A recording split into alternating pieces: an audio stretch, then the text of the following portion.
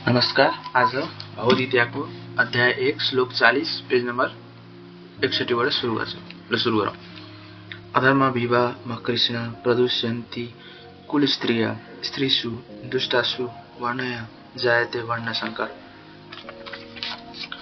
हे कृष्ण, कुलमा अधर्म वर्ण सुरु भएपछि कुलका स्त्रीहरू दूषित हुन्छन् र यसरी स्त्रीहरू आफ्नो सतीत्वबाट पतित भएपछि हे वृष्णि वंशी कृष्ण, नचाहिएका सन्तानहरू उत्पन्न हुन्छन्। तात्पर्य के भन्दाखेरि मानव समाजमा असल सन्तानहरूको जन्म भए मात्र जीवनको सुख शान्ति तथा आध्यात्मिक उन्नति हुन सक्दछ। राष्ट्र र जनसमुदायको आध्यात्मिक उन्नति गर्नका लागि समाज असल सन्तानहरू उत्पादन गराउने उद्देश्यले नै वर्णाश्रम व्यवस्थाका नियमहरू बनाइएको हो। असल सन्तानको जन्म स्त्रीहरूको सतीत्व र निष्ठाको निर्भर पर्दछ। जसरी बालकहरू सजिलैसँग नराम्रो बाटोतिर लाग्छन्, त्यसैगरी स्त्रीहरू पनि पतन हुने तर्फ उन्मुख हुन्छन्। त्यसैले बालकहरू र आइमाईहरू दुवैलाई समाजमा वयोवृद्धजनको संरक्षणको आवश्यकता पर्दछ। विभिन्न धार्मिक रीतिरिवाजमा लागिरहेका स्त्रीहरू व्यभिचारिणी हुन पाउँदैनन्। चाणक्य पण्डितका अनुसार आइमाईहरू सामान्यतया धेरै बुद्धिमान हुँदैनन् अथवा उनीहरू विश्वास गर्न योग्य पनि हुँदैनन्। त्यसैले तिनीहरूलाई कुल परम्पराका विभिन्न धार्मिक रीतिरिवाजहरूमा संलग्न गराइराख्नु पर्दछ। यसो गर्नाले उनीहरूमा सतीत्व र भक्तिभाव रहिरहन्छ अनि उनीहरूबाट असल सन्तान जन्मिन्छ र ती सन्तानहरू वर्णाश्रम व्यवस्थामा भाग लिन योग्य हुन्छन्।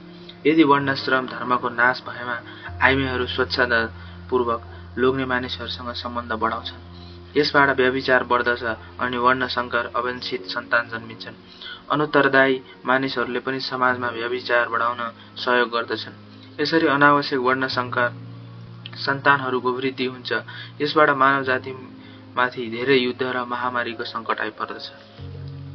शङ्को नराकैव कुलधानन् कुलस्य च पतनित पितरो हैस्य लुप्तविण्डो दक्रिया। वर्णशंकर सन्तानहरूको वृद्धिबाट परिवारलाई र पारिवारिक परम्परा दुवैलाई नाश गर्ने दुवै प्रकारका कुल घातीहरू नरकमा पर्दछन्। यस्ता कुल घातीहरूका पितृहरू पनि श्राद्ध तर्पण जस्ता पितृकार्यका लोप हुनाले नरकमा खस्दछन्।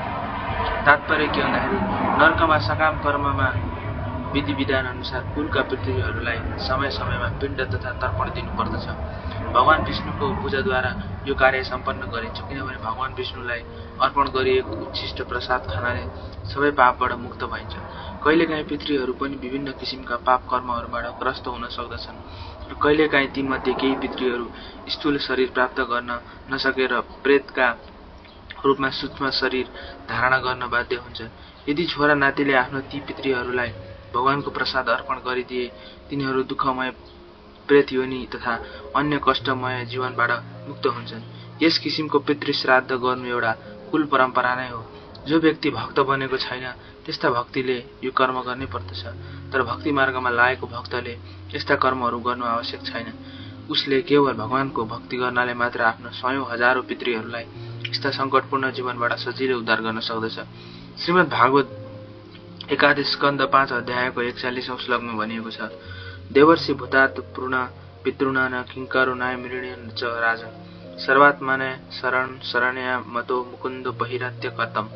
अर्थात् जो व्यक्ति आफ्नो अरू सबै कर्महरूलाई छाडेर मुक्तिदाता भगवान मुकुन्दको चरणविन्दमा शरण परेको छ र उक्त भक्ति मार्गमा अत्यन्त सावधानी हिँडेको छ भने त्यो व्यक्तिलाई देवताहरू, ऋषिमुनिहरू, सामान्य जीवात्माहरू, पितृहरू, इष्टमित्रहरू वा मनुष्यहरूप्रति गर्नुपर्ने कर्तव्यमा ऋणबाट मुक्त हुन्छ।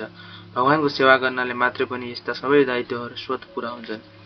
दौसरैते कुलधानन् वर्णशंकराकरै उत्सादन्ते जाति धर्म कुधर्मश्च शाश्वतम्। आफ्ना कुल परम्परालाई नाश गर्ने व्यक्तिहरूको गलत कार्यहरूबाट वर्णशंकर सन्ततिहरू उत्पन्न हुन्छन् र तिनका नराम्रा कार्यहरूबाट सबै प्रकारका सामुदायिक योजनाहरू तथा पारिवारिक कल्याणका कार्यहरू समेत नष्ट हुन्छन्। मानिसले आफ्नो परम पुरुषार्थरूपी मोक्ष प्राप्त गर्न सकोस् भनेर नै मानव समाजका चारै वर्णका लागि सनातन धर्म वा वर्णाश्रम धर्मले तिनका सामुदायिक योजनाहरू र पारिवारिक कल्याणका कार्यहरूको समेत व्यवस्था गरेको छ।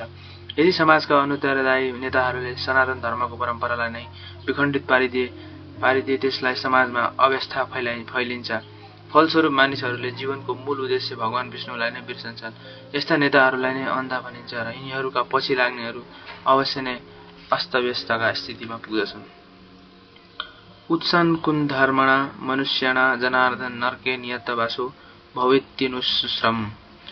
हे प्रजापालक कृष्ण, कुल धर्मलाई विनाश गर्नेहरू सधैँभरि नरकमा वास गर्दछन् भन्ने कुरा मैले गुरु परम्पराबाट सुनेको छु। तात्पर्य के अर्जुनका तर्कहरू उनका आफ्नै अनुभवमा आधारित नभएर आचार्यहरूबाट सुनेका कुरामा आधारित छन्। ज्ञान प्राप्त गर्ने वास्तविक विधि यही हो।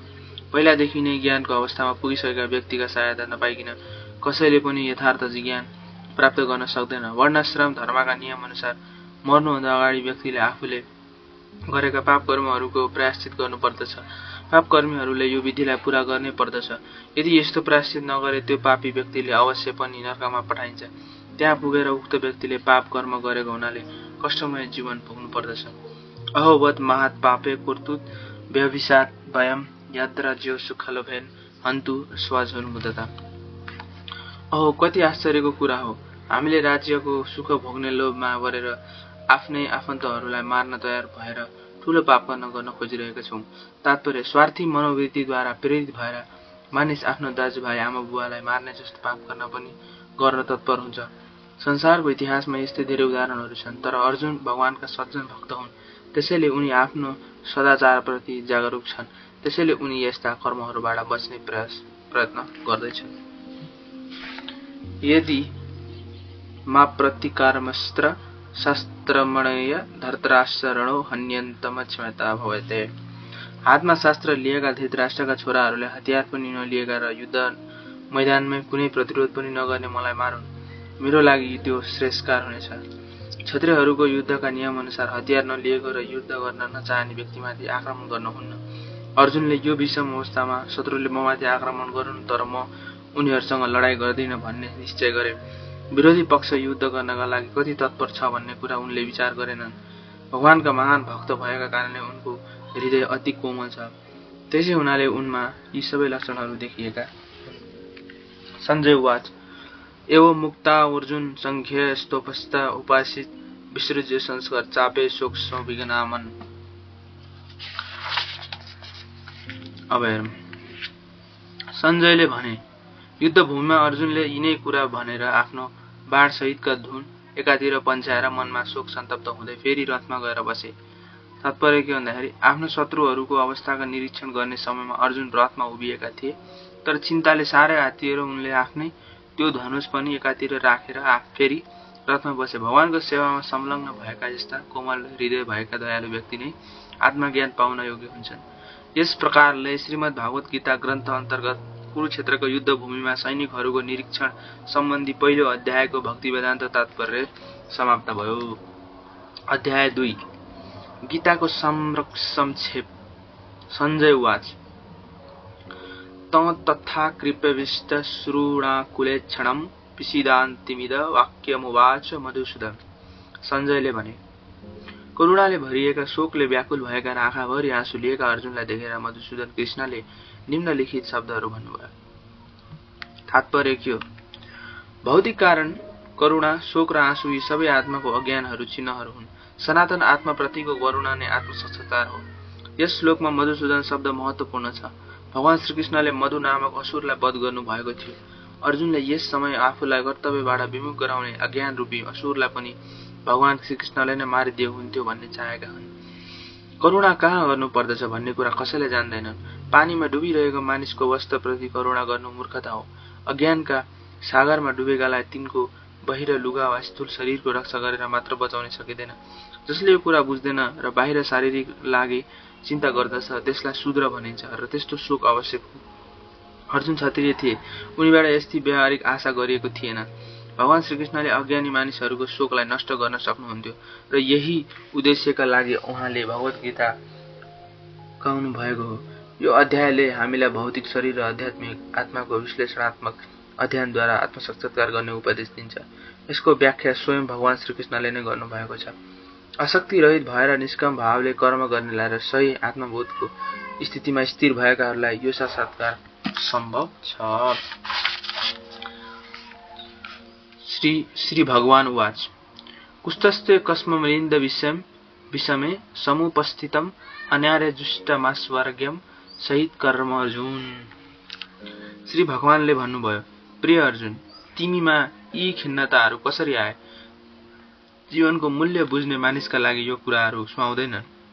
यसबाट न स्वर्गीय लोकहरूको प्राप्ति हुन्छ, न राम्रो कीर्तन नै रहन्छ। तात्पर्य, श्रीकृष्ण र भगवान भिन्नता छैन। त्यसैले गीताभरि श्रीकृष्णलाई भगवान भनिएको छ। भगवान परिपूर्ण र परम सत्य हुनुहुन्छ। ज्ञानका 3 अवस्थामा परम सत्यको अनुभव हुन्छ। 1. सर्वव्यापक निराकार आत्मा वा ब्रह्म। 2. परमात्मा वा समस्त जीवात्माहरूको हृदयमा विद्यमान तत्व। र 3. भगवान श्रीकृष्ण। श्रीमद् भागवतमा परम सत्य सम्बन्धी यी धारणालाई यसरी व्याख्या गरिएको छ। वदन्ति तत्त्वविदस्ते यज्ञानमध्यायम् ब्रह्मेत परमात्मेतु भगवानिले सदप्ते। परम सत्यका ज्ञाताहरूले 3 अवस्थामा परम सत्यको साक्षात्कार गर्दछन् र यी 3 अवस्थामा कुनै भिन्नता छैन। परम सत्यका यी 3 अवस्थालाई ब्रह्म, परमात्मा तथा भगवान भनिएको छ। यी 3 किसिमका दिव्य पक्षहरूलाई सूर्यको उदाहरणद्वारा स्पष्ट पार्न सकिन्छ। सूर्यका पनि प्रकाश, सूर्यधाराले स्वयं सूर्यलोक गरी 3 वटा भिन्न भिन्न पक्षहरू छन्। सूर्यका प्रकाशको मात्र अध्ययन गर्ने व्यक्तिलाई नवसिखहरू या प्राथमिक स्तरको विद्यार्थी भनिन्छ। जसले सूर्य सतहलाई बुझ्दछ त्यसलाई अलि अगाडि बढेको मानिन्छ र सूर्य लोकभित्र प्रवेश गर्न सक्ने विद्यार्थीलाई उच्च कोटिका मानिन्छ। सूर्यको प्रकाश, त्यसका विश्वव्यापकता र निराकार प्रकृतिको अखण्ड तेजको मात्र अध्ययन गर्नेहरूलाई परम सत्यको ब्रह्म स्वरूपको मात्र साक्षात्कार गर्न सक्ने व्यक्तिसँग तुलना गर्न सकिन्छ। जो व्यक्ति त्योभन्दा अलि बढी जानेको छ, जसलाई सूर्यबिम्बका बारेमा जानेको छ, त्यसका तुलना भगवानको परमात्मा स्वरूपलाई जान्ने व्यक्तिसँग गर्न सकिन्छ र सूर्य लोकको हृदयमा प्रवेश गर्न सक्ने विद्यार्थीको तुलना परम सत्य स्वरूप स्वयं भगवानको अनुभव गर्ने व्यक्तिसँग गर्न सकिन्छ। अतः यसरी परम सत्यको अध्ययनमा संलग्न हुने सबै विद्यार्थीहरूको अध्ययनको विषय एउटै भए पनि परम सत्यको भगवान स्वरूपलाई साक्षात्कार गर्ने भक्त वा अध्यात्मवादी नै सर्वश्रेष्ठ अध्यात्मवादी हुन्। सूर्यको प्रकाश, सूर्यको बिम्ब र सूर्यलोकको आन्तरिक वस्तुलाई एक अर्काबाट अलग गर्न सकिँदैन। तैपनि यी 3 अवस्थाको भिन्न भिन्न अध्ययन गर्ने विद्यार्थीहरूलाई एउटै श्रेणी वा समान स्तरको हुँदैनन्। व्यासदेवका पिता पराशर मुनिले संस्कृत शब्द भगवानको व्याख्या गर्नुभएको छ। जोसँग समस्त धन सम्पत्ति, सम्पूर्ण शक्ति, सम्पूर्ण यश, सम्पूर्ण सुन्दरता, सम्पूर्ण ज्ञान र सम्पूर्ण त्याग छ, त्यो परम पुरुषलाई भगवान भनिन्छ। यस्ता धेरै मानिसहरू छन् जो कोही अति धनी छन्, कोही अति शक्तिशाली छन्, कोही अति सुन्दर छन्, कोही धेरै विख्यात छन्, कोही अति विद्वान छन् र कोही अत्यन्त विरक्त पनि छन्। तर कसैले पनि पूर्ण रूपले मसँग सम्पूर्ण धन, सम्पूर्ण शक्ति आदि छन् भन्न सक्दैन। एकमात्र भगवान श्रीकृष्णले यस्तो दाबी गर्न सक्नुहुन्छ, किनभने उहाँ स्वयं भगवान हुनुहुन्छ। ब्रह्माजी, शिवजी या नारायण आदि कुनै पनि जीव श्रीकृष्ण समान पूर्ण ऐश्वर्यशाली छैन। त्यसैले ब्रह्म संहितामा स्वयं ब्रह्मजीले श्रीकृष्णलाई भगवान भन्नुभएको छ। न कोही श्रीकृष्णभन्दा ठुलो छ, न कोही श्रीकृष्ण समान नै छ। गोविन्दका नामले पनि चिन्नु हुने भगवान श्रीकृष्ण सबै कारणहरूका पनि परम कारण आदि पुरुष हुनुहुन्छ। ईश्वर परम कृष्ण सच्चिदानन्द विग्रह आनन्दिर गोविन्द सर्वकारण कारणम। भगवानको केही गुणहरूले युक्त भएका धेरै व्यक्तिहरू संसारका छन्, तर श्रीकृष्ण परम पुरुष हुनुहुन्छ, किनभने उहाँभन्दा अधिक र उहाँ समान कोही छैन। उहाँ परम पुरुष हुनुहुन्छ। उहाँको शरीर नित्य छ, ज्ञानमय छ र आनन्दमय छ। उहाँ नै समस्त कारणहरूका पनि कारण आदि पुरुष भगवान गोविन्द हुनुहुन्छ। श्रीमद् भागवतमा पनि भगवानका धेरै अवतारहरू सूची छ, तर श्रीकृष्णलाई मूल भगवान भनिएको छ र उहाँबाट धेरै धेरै अवतारहरू र भगवानका धेरै रूपहरूको विस्तार हुन्छ भनिएको छ। अब के हुन्छ भन्दाखेरि यहाँ छ यथारूप अध्याय 2। यते सशङ्काला पुषो कृष्णस्तु भगवान स्वयं इन्द्रव्यकुलम लोक मुड्यन्ति युगे युगे। यहाँ प्रस्तुत गरिएको भगवानका अवतारहरूको सूची या भगवानका अंश कला हुन् या पूर्ण कला, तर श्रीकृष्ण स्वयं भगवान हुनुहुन्छ। अथवा श्रीकृष्ण नै मूल भगवान हुनुहुन्छ र उहाँ नै परम सत्य परमात्मा र निराकार ब्रह्म दुवैको स्रोत हुनुहुन्छ। स्वयं भगवानको उपस्थितिमा अर्जुनले आफ्ना मानिसहरूका लागि शोक गर्नु अवश्य नै शोभनीय होइन। त्यसैले भगवान श्रीकृष्णले यहाँ कुट शब्दद्वारा आफ्नो आश्चर्य प्रकट गर्नुभएको छ। आर्यका रूपमा प्रसिद्ध यस्ता सुसभ्य श्रेणीका मानिसहरूबाट यस किसिमको कलमशयुक्त आचरणको कहिले आशा राखिँदैन। जो व्यक्ति आध्यात्मिक अनुभूतिका आधारमा सभ्य भएका छन् र जो जीवनको मूल्य जान्दछन्, तिनीलाई नै आर्य भनिन्छ। जो व्यक्ति जीवनलाई भौतिकवादी दृष्टिकोणबाट सञ्चालित छन्, जसलाई परम सत्य विष्णु वा भगवानको साक्षात्कार नै जीवनको लक्ष्य हो भन्ने कुराको जानकारी छैन, जो भौतिक प्रकृतिको बाह्य स्वरूपद्वारा मोहित छन्, जसलाई मुक्ति भनेको के हो थाहा छैन र जसलाई भौतिक बन्धनबाट मुक्त हुने ज्ञान छैन, त्यस्ता व्यक्तिहरूलाई अनार्य भनिन्छ। अर्जुन क्षत्रिय थिए अनि युद्धलाई अस्वीकार गरेर आफ्नो निर्धारित कर्तव्यबाट विचलित हुनु हुँदैन थिए। यस किसिमका कार्यतापूर्ण कार्य अनार्यहरूलाई मात्र गर्न सुहाउँछन्। यसरी आफ्नै निर्धारित कर्तव्यबाट हुने विचलनको नै आध्यात्मिक जीवनको प्रगतिको सहायता पुर्याउँदछ र यसबाट सांसारिक ख्याति नै पाउन सकिन्छ। आफन्तहरूका लागि अर्जुनले देखाएको यो तथाकथित करुणालाई भगवान श्रीकृष्णले समर्थन गर्नु भएन। हामीले आज 70 पेज नम्बर अध्याय 2 सम्म गर्यौं।